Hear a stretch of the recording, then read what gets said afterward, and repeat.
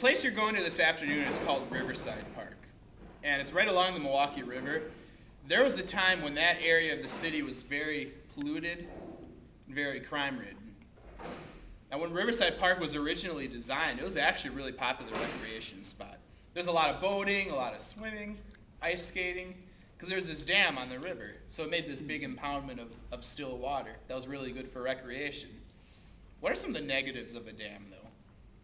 Do you think there's any negative impacts the dam can have on an ecosystem? Stops water flow. Stops water flow, which is really, I mean, that's the point of it, but what is the negative impacts of that stoppage of water flow?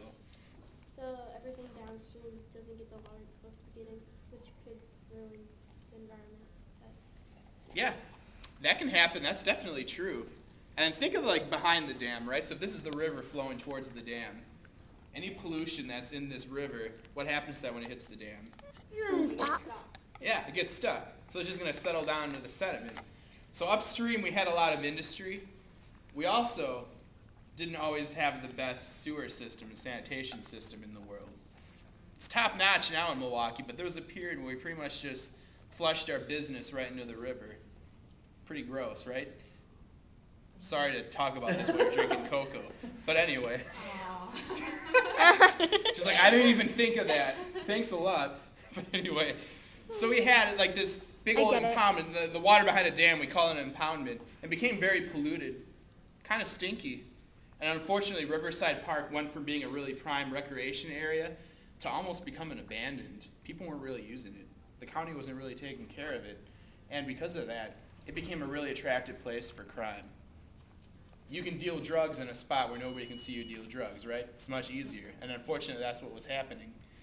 And there's a period when Riverside Park was almost, well, it was actually rumored to be sold, that was going to be sold and developed on.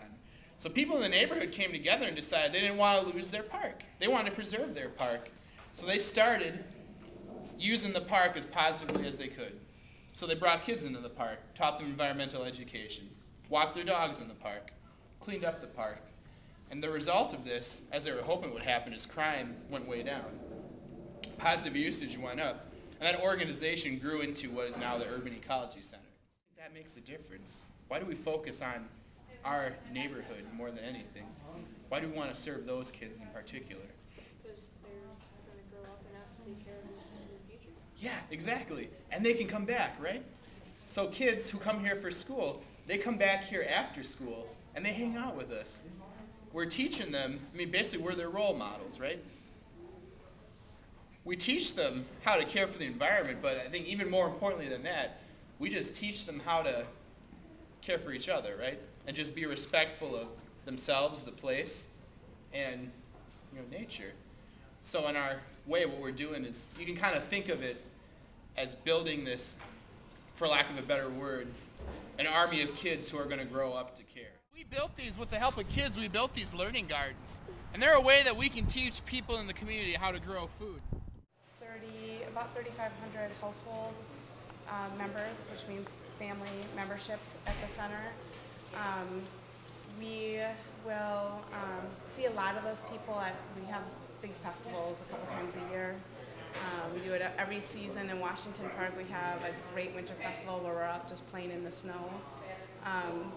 And then I would say that as an organization, we probably get a handful of requests every week from people who want to do things with us. And we have 80,000 visitors a year. A lot of those are families.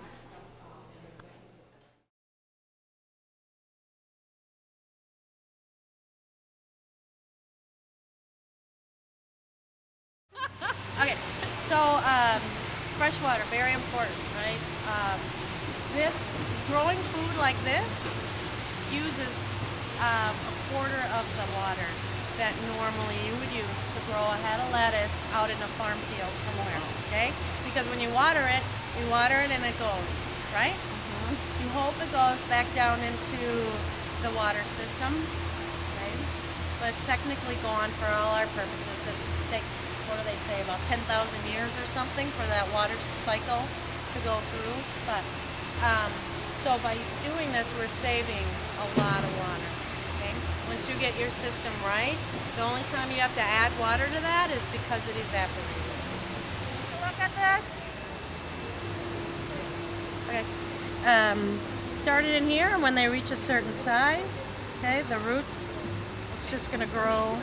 They're going to grow right out the bottom, okay?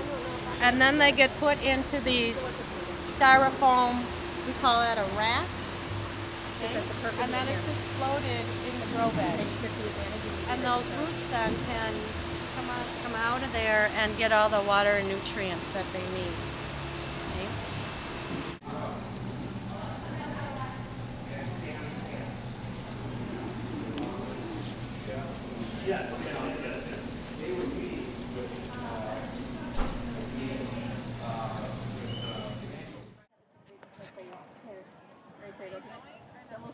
Say hi to your mom. Hi, Mother. I can ride a bike apparently. Except I can't really turn around.